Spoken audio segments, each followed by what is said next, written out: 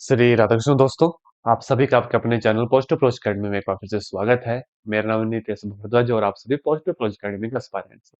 जैसा कि आप सभी जानते हैं 300 प्लस एमसीक्यूज की यानी कि प्रीवियस ईयर क्वेश्चन की सीरीज हमने आपके लिए चलाई है।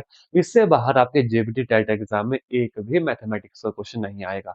अगर ये 300 क्वेश्चन आपने अच्छे से पढ़ दिए, हमारे मैराथन सेशन लगा दिए, तो मैथमेटिक्स में 30/30 आपका स्कोर जो है इन क्लासेस से 110% आएगा। देखो यहाँ तक हम ऑलरेडी काम कर चुके थे भैया ना, 36 क्वेश्चन तक ऑलरेडी काम कर चुके थे।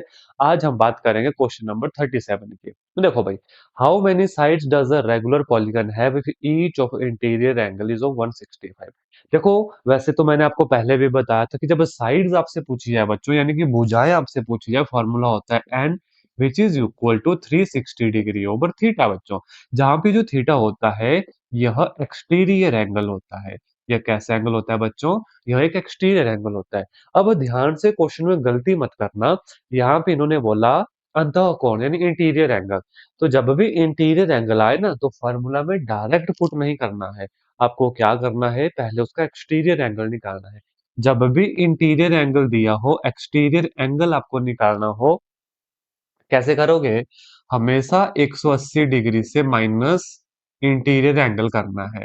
तो 180 डिग्री माइनस कितना है आपके पास? है -165। कितना आएगा? 5 और 6 7 8, कितना आया? 10 में से 5 गए 5, 9 में से 6 गए 3 भाई। माफी चाहूंगा, है ना? माफी चाहूंगा, 15 भाई। 10 में से 5 गए 5, 7 में से 6 गए 15 आएगा, ठीक है। तो ये आ गया इंटीरियर एंगल। अब करेंगे सब्स्टिट्यूट यहाँ पे, तो कितना आ गया? 360 ओवर 15 भाई। करें, देखो 15 कम 15, 15 2 30, कैरी 6 आई 60 बना, 15 चौके 60। यानी कि आपका जो आंसर आया वो कितना आया? 24 बुझाएं आई। Option number A will be the right answer for this question. How many side does a regular polygon have जिसका इंटीरियर एंगल 165 डिग्री का है? तो सबसे पहले बच्चों हमने क्या निकाला? 180 माइनस इंटीरियर एंगल यानी कि एक्सटीरियर एंगल निकाल दिया और इस फार्मूला में पुट किया, क्योंकि जो भुजाएं निकालने का फार्मूला है 360 बटे थीटा, ये हमेशा याद रखना, ये फार्मूला है एक्सटीरियर एंगल के लिए। एक सेकंड दीजिएगा, है ना।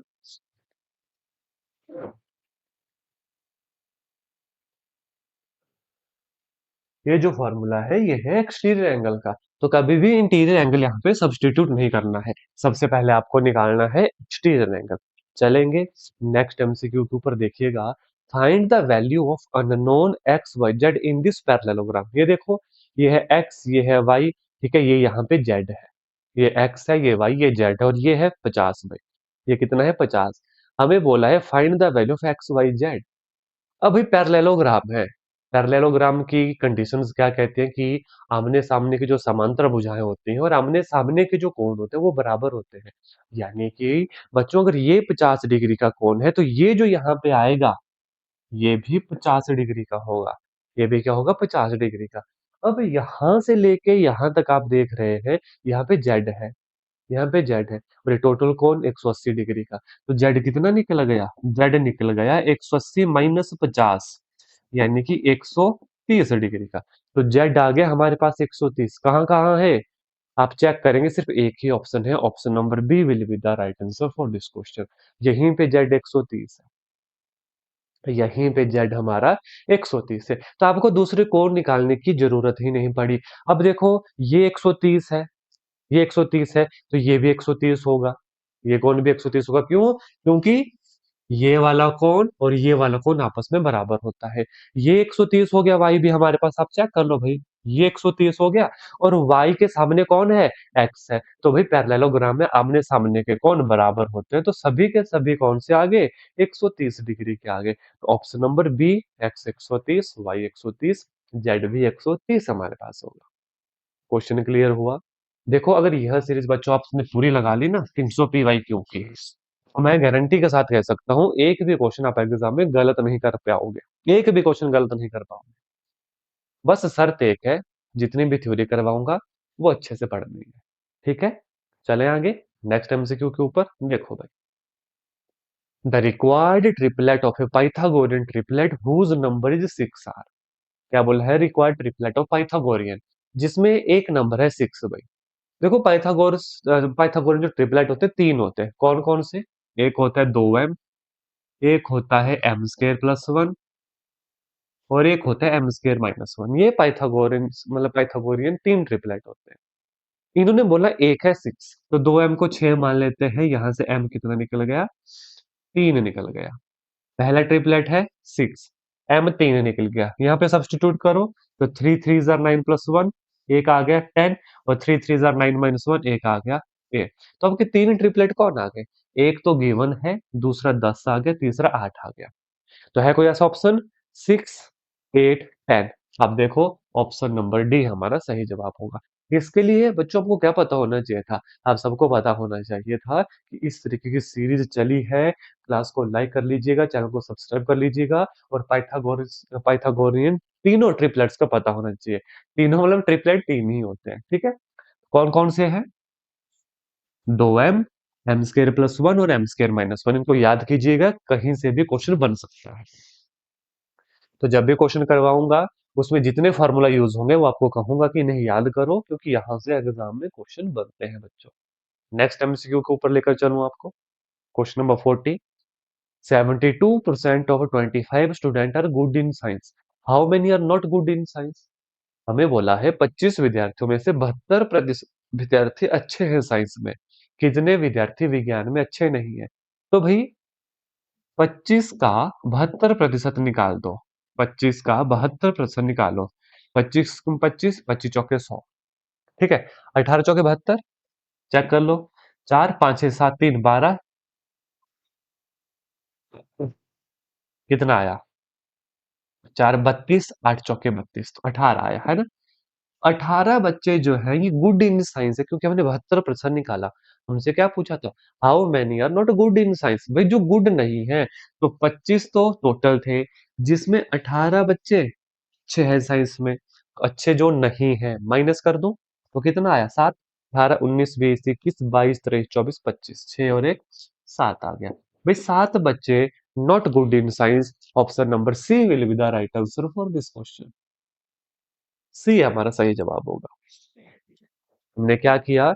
इन्होंने बोला 72% तो 25, 25 का 72%, 25 × 72/100 आ गया 18। ये है गुड इन साइंस। टोटल 25 है, 25 में से 18 घटा दो, बच गए वो विद्यार्थी जो अच्छे नहीं है साइंस में। That is 7 will be the right answer for this question. Next MCQ के ऊपर लेकर चलूंगा। फैक्टराइज करो। 12x² -7x + 1। चलो मैं करवाता हूँ, बड़े ध्यान से सुनना। 12x² -7x + 1 गुणनखंड बनाने हैं। वैसे तो मैं एक्सपेक्ट करता हूँ कि सभी बच्चों को ये गुणनखंड बनाना आते होंगे, लेकिन फिर भी मैं कोशिश करूंगा थोड़ा सा इसका बेसिक बताने की। देखो भाई, जब भी गुणनखंड बनाने होते हैं आपको क्या करना है? ये जो पहली और लास्ट टर्म होती है इनका मल्टीप्लीकेशन माइंड में होना चाहिए। कितना आया? 12x² गुना 1, 12x²। और बीच वाली याद होनी चाहिए। हम 7 को इस तरीके से तोड़ेंगे कि गुना करके 12x² आए, प्लस करो या माइनस करो, बीच वाली वैल्यू आनी चाहिए। क्या कह रहा हूं मैं, समझो।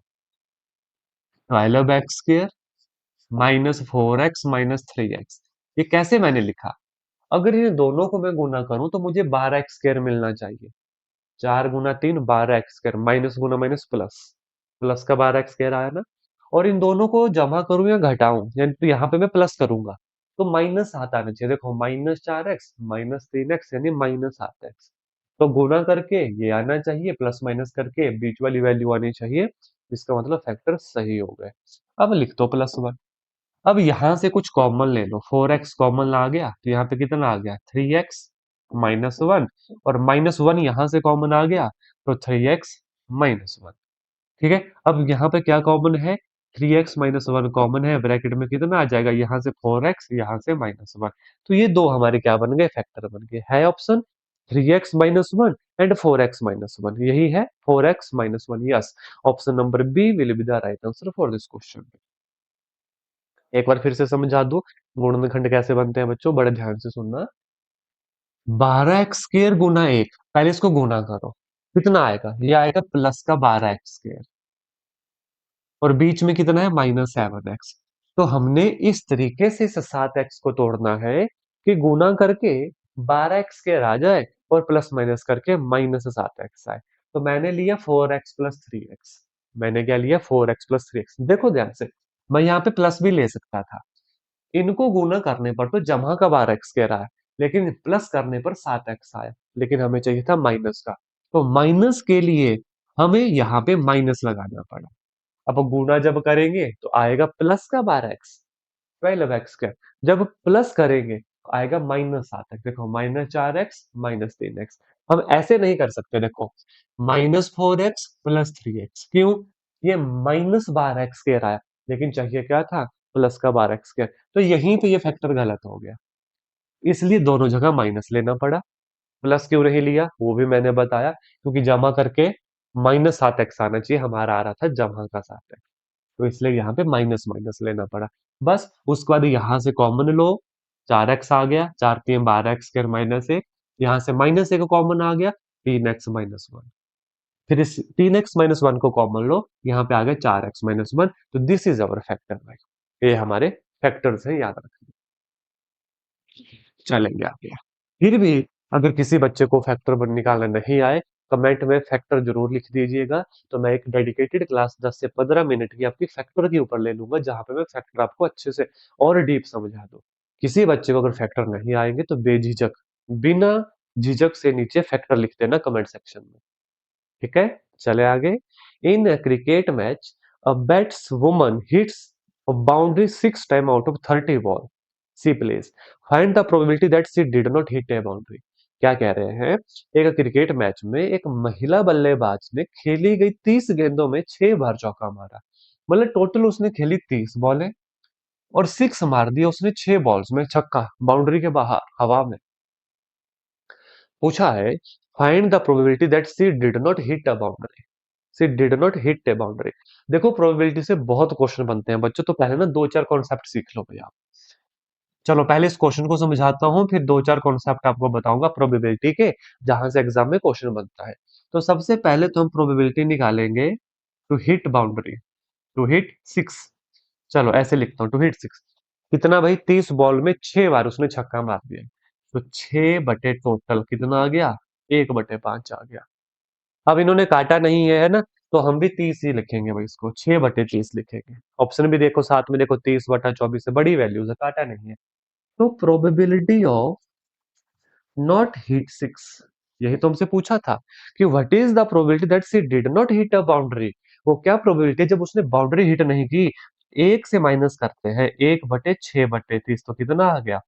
30 - 6/30 which is equal to 24/30 will be our right answer. ऐसा है ऑप्शन 24/30? यस भाई, हमारा option number B will be the right answer. तो ये आ गया प्रोबेबिलिटी। अब सुनना, प्रोबेबिलिटी की मैं 3 4 बातें आपको और बताने जा रहा हूं, जहां से एग्जाम में क्वेश्चन पूछा जाता है। सुनो ध्यान से। प्रोबेबिलिटी ऑफ श्योर इवेंट, ये हमेशा एक होता है बच्चों। प्रोबेबिलिटी ऑफ श्योर इवेंट हमेशा एक होता है, मतलब ऐसी प्रोबेबिलिटी जो होगा ही होगा। और दूसरा, probability of impossible event, impossible, ये हमेशा 0 होता है। ये याद रखना, ये भी पूछ लिए जाते हैं। इसके बाद probability of event plus probability of not an event, ये हमेशा एक होता है। यानी कि प्रोबेबिलिटी जहां नहीं होने की प्रोबेबिलिटी हमेशा एक होती है।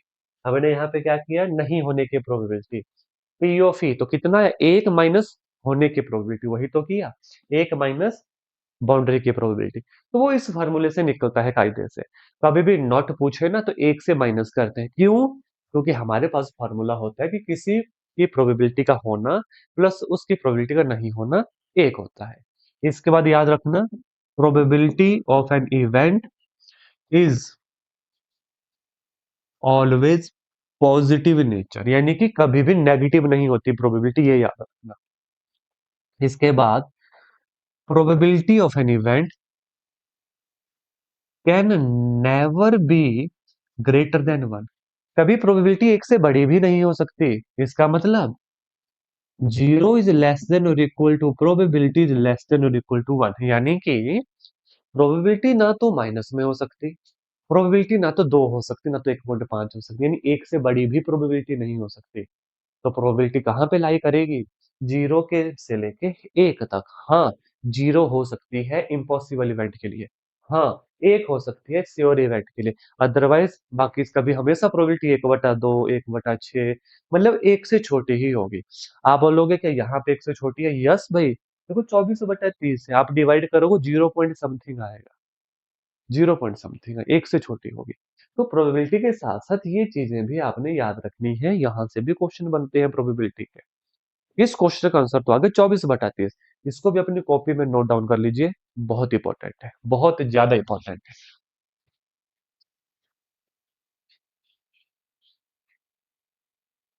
बहुत ज्यादा इंपॉर्टेंट है। इसके बाद दो क्वेश्चन और मैं बता देता हूँ प्रोबेबिलिटी के, जहां से एग्जाम में क्वेश्चन बनते हैं।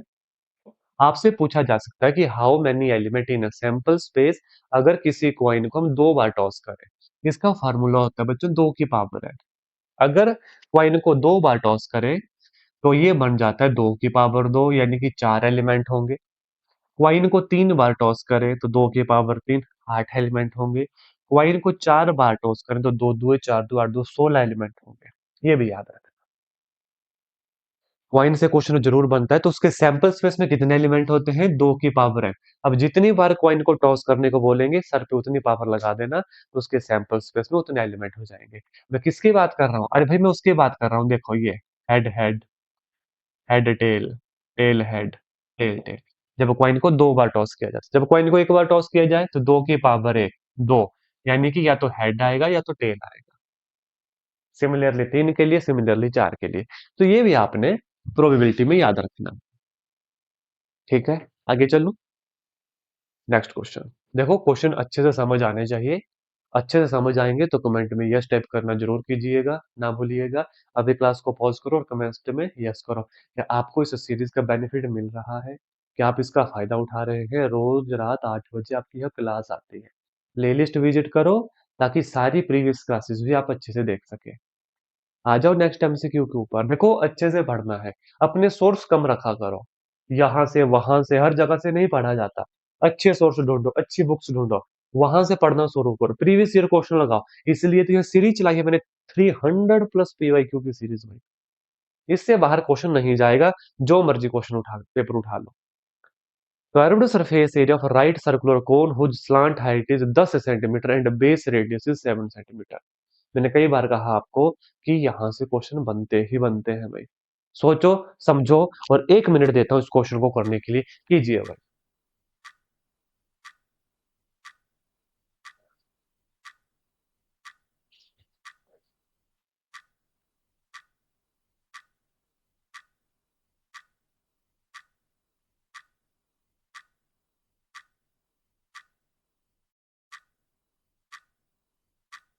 कीजिए कीजिए, आराम से कीजिए।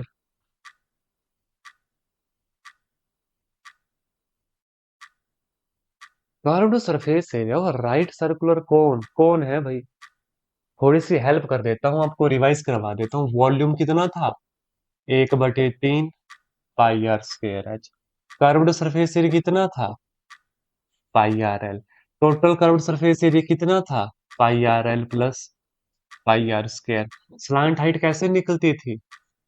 Are square plus H square. तो सारे फॉर्मूलाज आप बच्चों को आने चाहिए, और मैंने पीडीएफ भी इसके प्रोवाइड करवाई है टेलीग्राम चैनल के ऊपर। अब आप ये मत पूछना कि टेलीग्राम चैनल कहाँ पे है ना, डिस्क्रिप्शन में जाओ, लिंक मिल जाएगा चैनल का, सब्सक्राइब करो, ज्वाइन करो, फ्री पीडीएफ डाउनलोड करो, रिवाइज करो। ये सारे फार्मूलाज हैं। तो कर्व्ड सरफेस एरिया कितना भी, पाई आर एल, 22/7।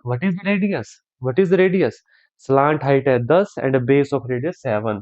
7 × 10, 7 से 7 cancel, 22 × 10, 220 will be our right answer. है option yes, option number D भाई। एक बार मेरे साथ दोहराओ, what is the volume of कोन?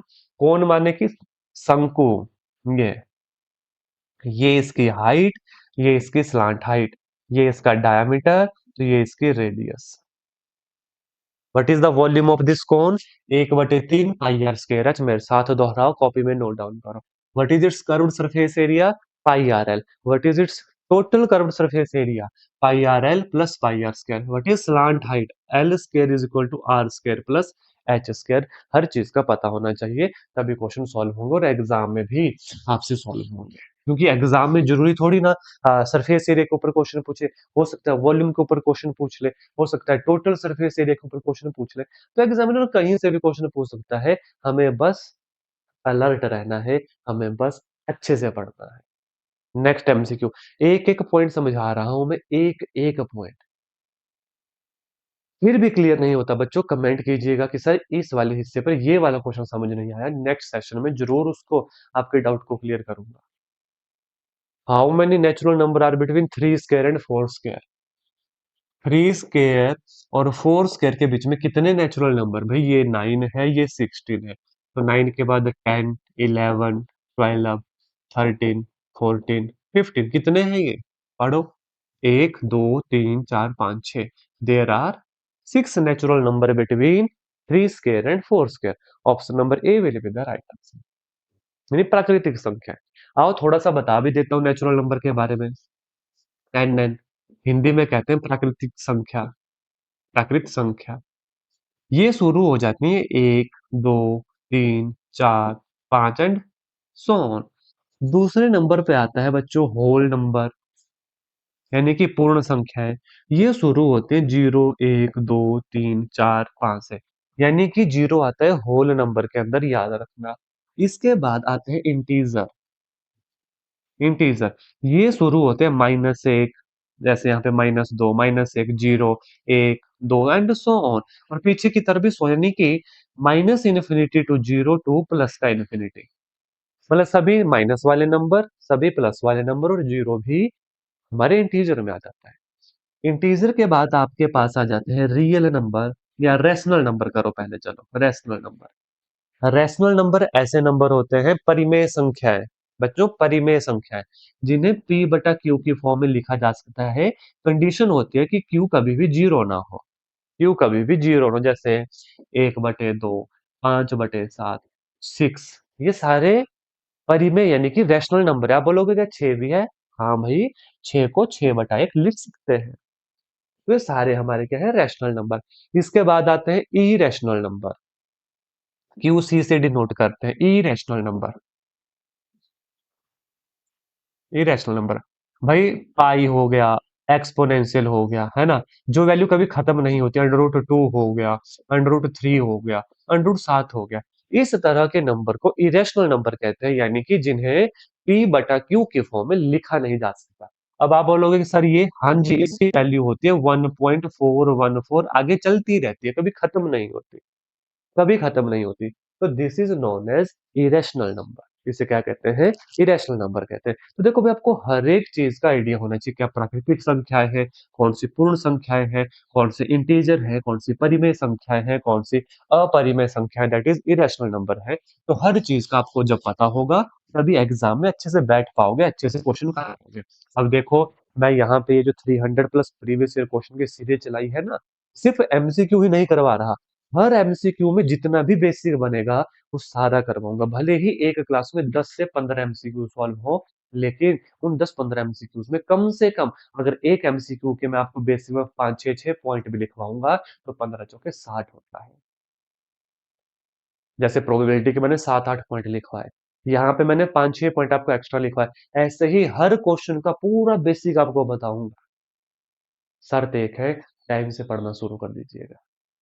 चलूं आगे, आगे चलें, देखते हैं क्या हमसे पूछा जा सकता है। आ जाओ भाई। Collection of number 6 8 x are Pythagorean triplet, then what is the value of x? पहले तो आपको पता होना चाहिए पाइथागोरियन ट्रिपलेट, मैंने आपको बताए थे कौन कौन होते हैं, 2m, m² + 1 और m² - 1। तो यहाँ पे नीड पड़ेगी इनकी, मुझे नहीं लगता, लेकिन फिर भी बच्चों को पाइथागोरस ट्रिपलेट का पता होना चाहिए, होते कौन है और इसके बाद और कौन से होते हैं। अगर पाइथागोरस ट्रिपलेट है, इसका मतलब ये हाइपोटेन्यूज का स्क्वायर, परपेंडिकुलर का स्क्वायर प्लस बेस के स्क्वायर को सेटिस्फाई करेंगे भाई। इस कंडीशन को सेटिस्फाई करेंगे बच्चों, इस कंडीशन को सेटिस्फाई किया जाएगा। ठीक है, यहाँ तक चीजें क्लियर है। हमारे पास क्या क्या है, 6 8 और एक्स है भाई, 6 8 और एक्स है। ठीक है, मैं लगा देता हूँ condition, what is x square? भाई 6 का स्क्वायर प्लस 8 का स्क्वायर, यानी कि 6 6 का 36 जमा 8 8 है 64। तो 64 36 कितना आ गया, 100 आ गया। एक्स स्क्वायर बच्चों हमारे पास 100 आ गया, तो एक्स कितना आ गया मेरे प्यारे बच्चों? एक्स आ गया 10 मेरे पास, तो कौन सा है? Option number C will be the right answer. अगर कहीं एक ही वैल्यू दी होती तो इनमें से किसी एक को पुट कर देते भाई, जो हमारे लिए आसान बन जाता, जो हमारे लिए आसान बन जाता उसको पुट कर देते। आपको क्वेश्चन को देख के समझना है कहाँ पे कौन सी कंडीशन लगानी है। तो पाइथागोरस ट्रिपलेट में दो एक्स्ट्रा बेसिक मैंने बताया। नंबर वन, हाइपोटेन्यूज का square perpendicular square plus base square होता है, यानी कर्ण का स्क्वायर, ठीक है, इज इक्वल टू लंब का स्क्वायर प्लस आधार का स्क्वायर।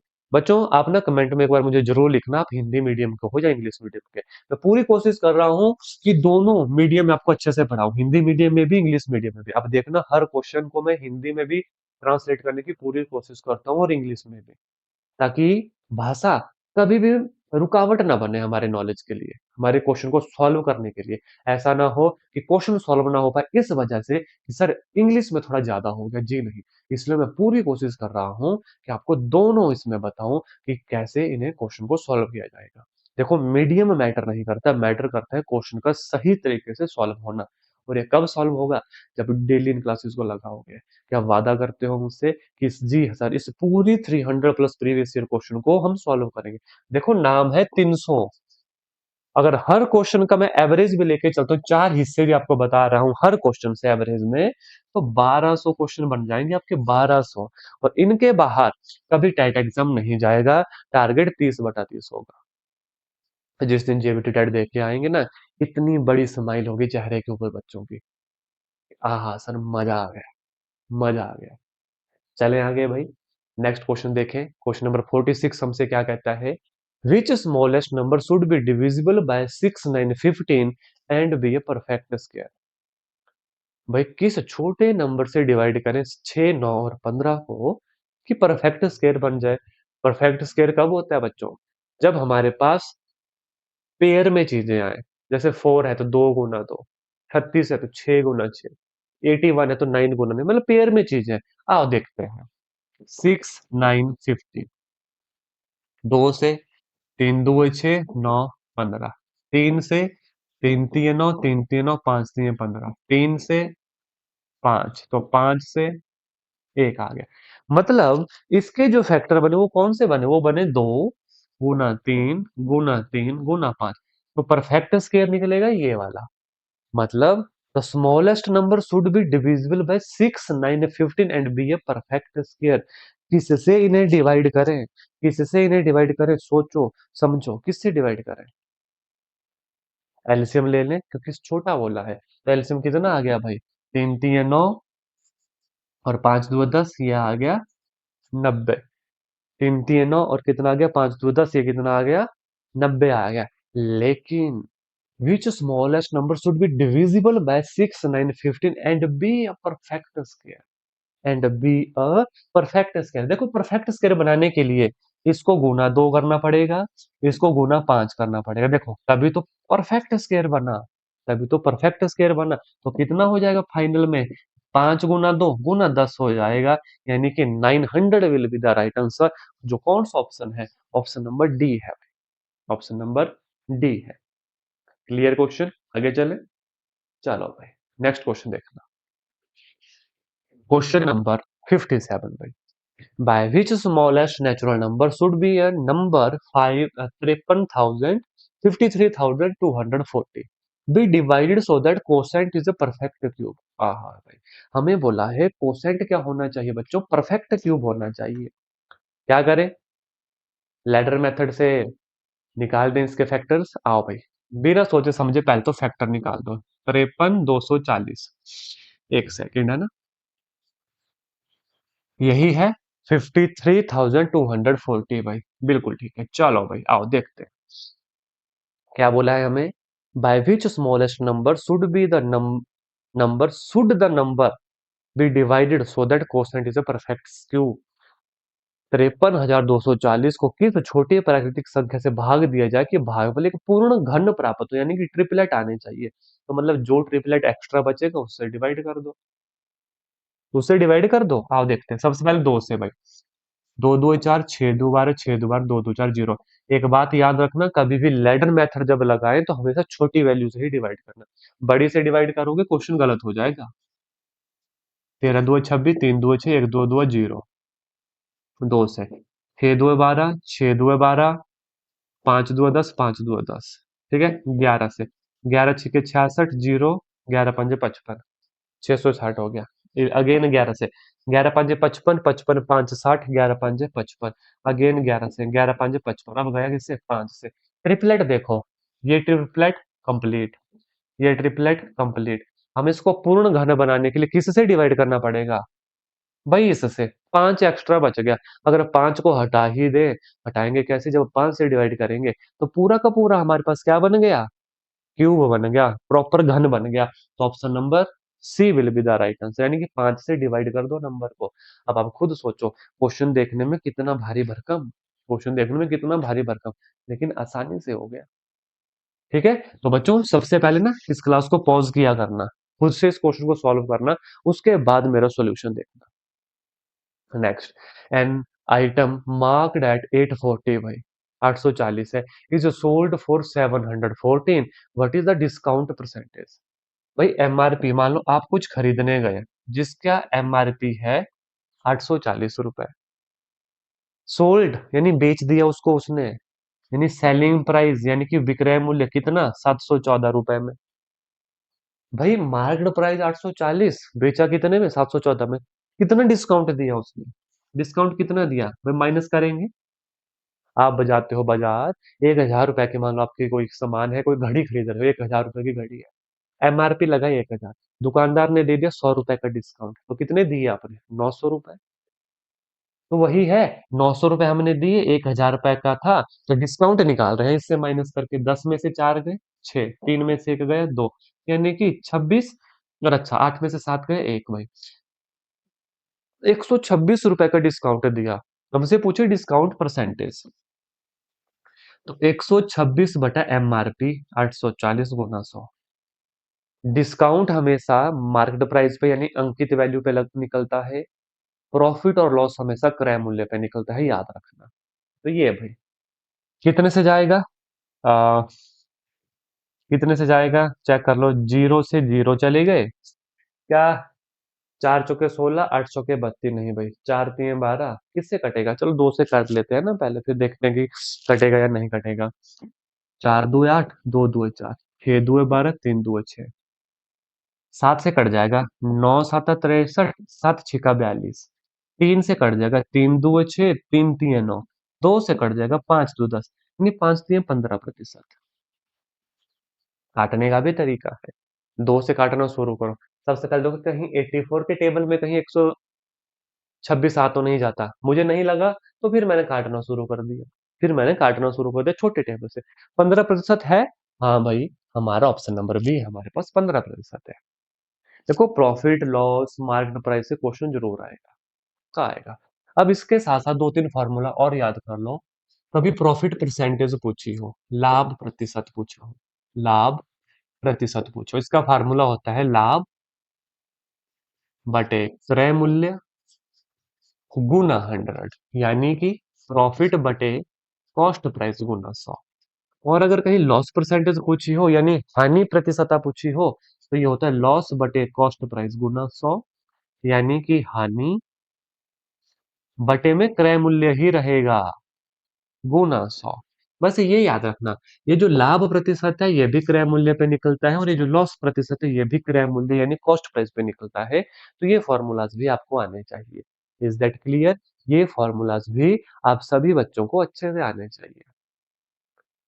चलो मैं नेक्स्ट एमसीक्यू पे देखते हैं, नेक्स्ट एमसीक्यू हमसे क्या पूछता है, पढ़िएगा, पढ़िएगा क्वेश्चन भाई, पढ़िएगा क्वेश्चन। क्या हमसे कहता है नेक्स्ट क्वेश्चन, देखो ध्यान से देखो।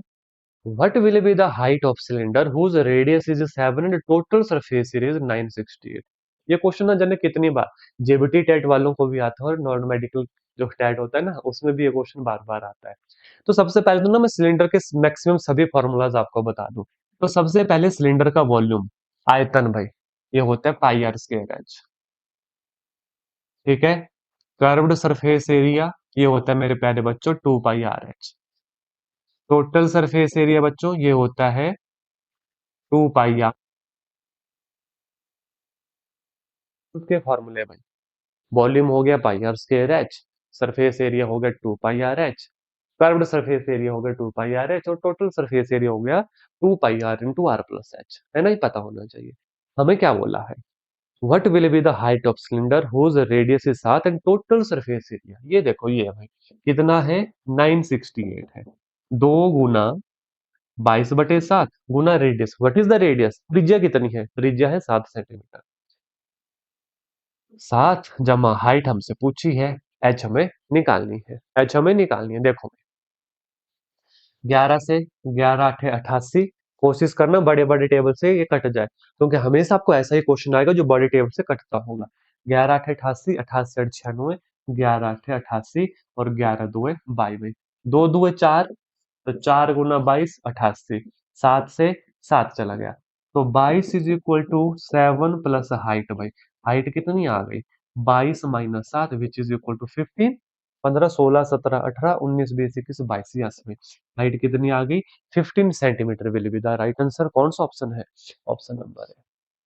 मेरे साथ साथ इसके फॉर्मूला याद करना, what is the volume of cylinder, pi are square h, what is the curved surface area, 2 pi r h, what is the total surface area, 2 pi r into r plus h, where r is the radius, h is the height। देखो cylinder ऐसा होता है भाई, ये है cylinder, तो यहाँ पे ये हाइट गिवन होगी, ये रेडियस गिवन होगी, बस ये रहा आपके सारे फॉर्मूला।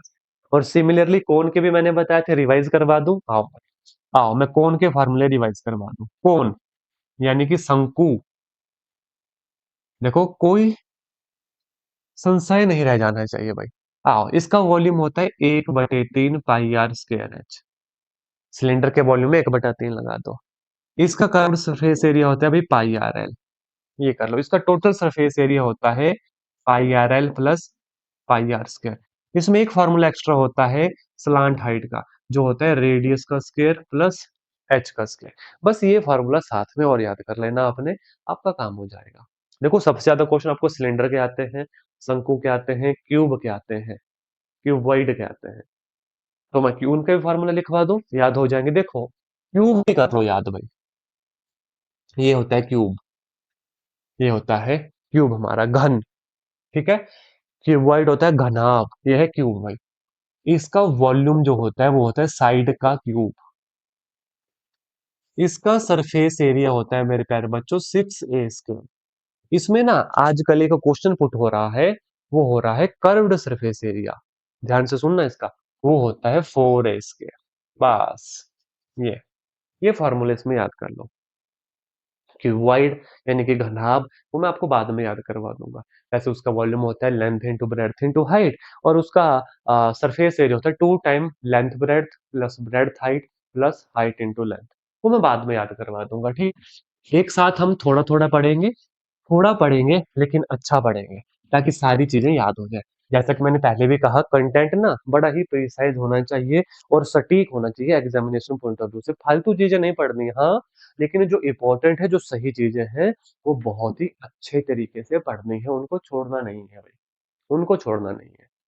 300 एमसीक्यूज का मतलब है कम से कम 1200 क्वेश्चन आपको याद करवाऊं, कम से कम 1200 चीजें आपको बता दूं, कम से कम 800-900 तो उसमें फॉर्मूलाज आपको मैं याद करवा दूं। और ये फॉर्मूला ना देखते देखते याद हो जाएंगे, क्यों, मैं हर क्वेश्चन में उसका फॉर्मूला लिखता हूं, ताकि भले क्वेश्चन रिपीट हो जाए, सेम टाइप रिपीट हो, तो मैं फॉर्मूला बार बार लिखूंगा, आपको अपने आप याद होगा, आपको अपने आप याद होगा। आप देखना इन क्वेश्चन के बाद ना आपको ये चीजें अपने आप याद हो जाएंगी। 3 raised to the power 0 plus 4 की पावर 1 into 2 की पावर 2, सुनना ध्यान से, anything raise to the power 0 1, बस काम खत्म। 3 की पावर 0 1 प्लस 4, ब्रैकेट के बाहर है 2 का स्केयर 4, 4 और 1 5 गुना 4, 5 का 20। ऑप्शन नंबर है कोई, yes, option number B will be the right answer. अब आप बोलोगे सर इसमें आप क्या बेसिक समय करवाओगे, आओ बच्चों मैं आपको बताता हूँ क्या क्या और सीखना है इसमें। आपको आपको सीखना है बॉड मास। सबसे पहले ब्रैकेट ओपन होती है, फिर ऑफ ओपन होता है, फिर डिवीजन ओपन होता है, फिर मल्टीप्लिकेशन ओपन होती है, और एडिशन और सब्ट्रैक्शन आप एक साथ ओपन कर सकते हो। सबसे पहले ब्रैकेट, ओपन होते हैं, फिर ऑफ ओपन होता है। आप बोलोगे सर ऑफ क्या, कई बार ऐसे लिखा होगा आपको, 3 ऑफ 4 होती है, मल्टीप्लिकेशन ही है, लेकिन ऑफ जो है सबसे पहले ओपन होता है, फिर डिवीजन, फिर मल्टीप्लिकेशन, फिर एडिशन, फिर सब्ट्रैक्शन। एक तो ये याद करना। इसके बाद आप बोलोगे सर और क्या याद करना है, anything raise to the power zero it is always equal to 1। यहाँ पे फिर 1 लाख हो चाहे 2 लाख, किसी की भी पावर सर पे जीरो हो वो एक होती है। इसके बाद और याद क्या करोगे, अगर बेस बराबर हो ए की पावर एन डॉट ए की पावर एन, ये हो जाता है ए की पावर एम प्लस एन। यानी कि मल्टीप्लिकेशन में आधार बराबर हो ना, पावर ऐड हो जाती है, याद रखना। और क्या याद करोगे मेरे प्यारे बच्चों, ए की पावर एम ओवर ए की पावर एन, अगर बेस बराबर हो और डिवीजन का साइन हो तो पावरें माइनस हो जाती है, पावरें माइनस हो जाती हैं। और क्या याद करोगे आप, और आप याद करोगे अगर ए की power M is equal to A की पावर एन हो, इसका मतलब होता है पावर आपस में बराबर हो। तो ये 4-5 रूल, 1 2 3 4 5, इन्हें भी याद करो, यहां से भी क्वेश्चन बनते हैं। इसके साथ साथ भाई, इसके साथ साथ लिखो, नेक्स्ट फार्मूला लिखो, ए की पावर -1 का मतलब होता है 1/a। किसी के सर के ऊपर -1 हो ना तो उसको उल्टा कर देते हैं, 1/a कर देते हैं। अब यहां से ना थोड़ा टिपिकल अगर बनना होगा तो ऐसे भी आ सकता है, 7 की पावर -1, तो ये 1/7 होता है। ये ऐसे आपको बोल दे 7 की पावर -2, तो अब क्या करोगे, अब तो फंस गए। तो इसका मतलब होता है बच्चों 7 की पावर -1 गुना 2, यानी 1/7 का स्क्वायर। तो सिंपल अगर मैं आपको बताऊं, अगर माइनस साइन सर पे लगा हो ना तो 1 कर देना है, या ऐसे हो 1/7 की पावर -1, तो इसको 7 कर दो भाई, क्योंकि 1/1/7 हो जाएगा। समझ गए, तो कितने फार्मूलाज हो गए, 1 2 3 4 5 6 7, लगभग 6-7 फार्मूलाज हो गए। इनको नंबर 1 नोट डाउन करो भाई, नोट डाउन करो, बहुत इंपॉर्टेंट है। और नोट डाउन करने के बाद जब ये 300 प्लस प्रीवियस ईयर क्वेश्चन की सीरीज खत्म होगी ना, तो जब रिवीजन करना होगा तो रिवीजन कहाँ से करोगे, इसी बेसिक से करोगे जो मैं लिखवा रहा हूँ। इस बेसिक से बाहर कभी कोई क्वेश्चन नहीं जाएगा, कभी कोई क्वेश्चन नहीं जाएगा। नेक्स्ट क्वेश्चन चलें या काफी आज के लिए, या काफी आज के लिए भाई, बोलो। चले नेक्स्ट क्वेश्चन के ऊपर आ जाओ, थोड़ा सा देख लेते हैं और एक दो क्वेश्चन देख लेते हैं। क्वेश्चन पढ़ना, 6 pipes are required to fill the tank in 1 hour 20 minutes. How long will it take if only 5 pipes of the same type are used? मतलब एक टंकी 1 घंटे 20 मिनट में, यानी कि 60-80 मिनट में भरने के लिए 6 पाइपों की आवश्यकता होती है। किसी टंकी को ना भरने के लिए 80 मिनट में भरना है, उसको 6 पाइप की आवश्यकता है। उसी प्रकार से केवल 5 पाइपों का उपयोग किया जाए तो वो टंकी को कितने समय में भरेगा। बिल्कुल मत घबराओ, क्वेश्चन की पहचान करो और इस फॉर्मूला को याद रखो, x1 y1 हमेशा x2 y2 के बराबर होता है, x1 y1 हमेशा x2 y2 के बराबर होता है, बस कुछ नहीं करना। पाइप 6 पाइप कितना समय लेती थी, 1 घंटा 20 मिनट, 1 घंटे में कितने मिनट, 60 मिनट, 60 × 20 80 मिनट। यहाँ पे हमें पाइपें निकालनी है कि गिवन है पाइप, पाइपें गिवन है, 5 पाइपें हैं तो y2 निकालना है, यानी कि समय निकालना है। आप x1 t1 is equal to x2 t2 कर सकते हैं। लो भाई काम खत्म, 16 × 5 = 80, 16 × 6 = 96, तो कितना समय लगेगा, 96 मिनट लगेंगे। अब 96 मिनट कितने होते हैं, ये होते हैं 1 घंटा 1 आवर प्लस 36 मिनट्स भाई। है कोई ऐसा ऑप्शन, 1 आवर 36 मिनट, यस, हमारे पास है ऑप्शन नंबर सी। तो यहां से हमने क्या क्वेश्चन, क्या नया फार्मूला, क्या शॉर्टकट सीखा। अदरवाइज ये क्वेश्चन एक लॉन्ग कट मेथड से भी होता है, हम वहां नहीं जाएंगे। आप मेरी क्लास में आए हो तो यहाँ पे बताऊंगा आसान, सुंदर, सुलभ तरीका, कि सही तरीका हो और 30 से 35 सेकंड में मैथमेटिक्स का क्वेश्चन सॉल्व हो जाए। याद रखना, जब भी पाइपों वाला क्वेश्चन है कि किसी टंकी को इतनी पाइप इतने टाइम में भरती है, तो इतनी पाइप उसको कितने टाइम में भरेगी, x1 t1 = x2 t2, जहां पे t1 t2 क्या होगा, टाइम होगा, और x1 x2 क्या होगा, पाइप्स होंगी।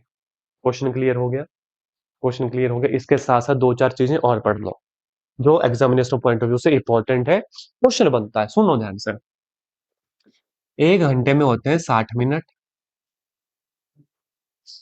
1 मिनट में होते हैं 60 सेकंड, ठीक है? तो आपसे पूछा जा सकता है 1 घंटे में कितने सेकंड होते हैं? तो ये होते हैं 3600 सेकंड। इसका ज़रूर याद रखना है। इसका यूज़ केस कहीं न कहीं हो सकता है आपके एग्ज़ाम में, ठीक है? चलेंगे नेक्स्ट एमसीक्यू के ऊपर, पढ़ लो भाई। देखो क्वेश्चन ये कर रहे हैं लेकिन फॉर्मूले में कम से कम 5 6 आपको बता रहा हूँ। तो कहने को तो 300 क्वेश्चन की सीरीज़ है, लेकिन अगर एवरेज भी 4 ले लेना हर क्वेश्चन में तो 1200 एमसीक्यूज़ की सीरीज़ है और इससे बाहर आपका पेपर चला जाए, ये हो नहीं सकता। जब आप एग्ज़ाम दे के आएँगे, तब देखना इसी सीरीज़ में से क्वेश्चन पुट होंगे आपको, इसी सीरीज़ में से। मैं नहीं कहता सेम क्वेश्चन पुट हो जाएगा, उसके ऊपर कॉन्सेप्ट यूज़ हो जाएगा लेकिन आएगा यहीं से। ए स्क्वायर माइनस बी स्क्वायर किसके बराबर होता है?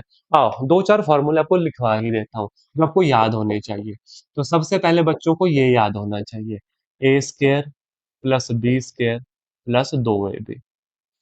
सिमिलरली ए माइनस बी का whole square, A square plus B square minus 2ab। लिखो, नोट डाउन करो इनको कॉपी में, नोट्स बनाओ इसके ताकि रिवीजन करने में आसानी हो फिर।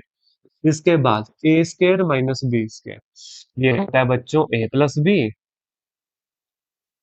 Into A minus B. हमारे पास क्या क्वेश्चन है, यही तो है, A plus B into A minus B. Option number C will be the right answer for this question. ध्यान रखना। इसके साथ साथ क्यूब वाला भी देख लो भाई, ए प्लस बी का whole cube, A cube plus B cube plus 3ab into A plus B. कई जगह इसको ऐसे भी लिखा जाता है, A cube plus B cube plus 3a square B plus 3b square A. इस तरीके से भी इस फॉर्मूला को ओपन करके लिखा जा सकता है। माइनस के लिए भी सेम रहता है, बस इसकी जगह माइनस लगा दो, बी की जगह माइनस लगा दो, ठीक है? तो 1 2 3 4 ये फॉर्मूला भी आपको याद होने चाहिए। Is that clear? तो ये था क्वेश्चन नंबर 52 में। काफी आज के लिए इतना। नेक्स्ट क्वेश्चन नेक्स्ट सीरीज में करेंगे, है ना, नेक्स्ट क्लास में करेंगे। अभी काफी क्वेश्चन है भाई, है ना। चलो इसको देख ले। चलो इसको होमवर्क दो देता हूँ आपको।